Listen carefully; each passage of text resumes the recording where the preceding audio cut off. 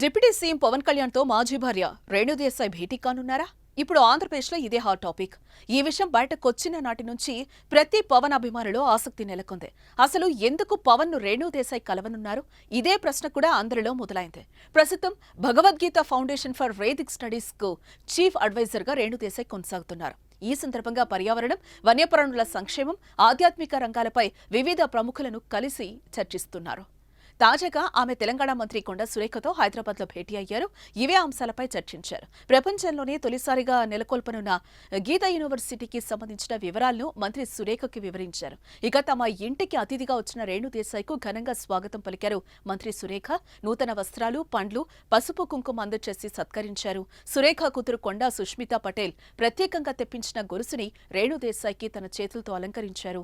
కొండా సురేఖను కలిసినట్టుగానే AP దేవాదాయ శాఖ మంత్రి ఆనం రామనారాయణ రెడ్డిని వచ్చే వారం కలుస్తారని సమాచారం. ఆనంతో పాటు పర్యావరణం, అటవీ శాఖలకు కూడా మంత్రిగా ఉన్న పవన్ తో కూడా రేణుదేశాయ్ భేటీ కానున్నట్లుగా తెలుస్తోంది.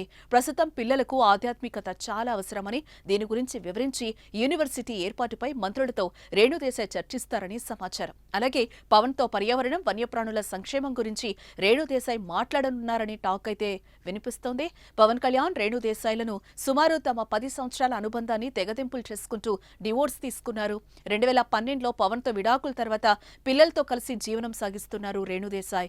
పిల్లలు అకిరానందన్, ఆద్యాలు ఎప్పటికప్పుడు తండ్రి పవన్తో కలుస్తున్నా రేణుదేశాయ్ మాత్రం విడాకులు తీసుకున్న రోజు నుంచి దూరంగానే ఉంటున్నారు.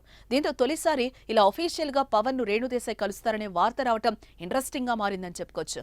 మరి దీనిపై మీరేమంటారో కామెంట్ చేయండి.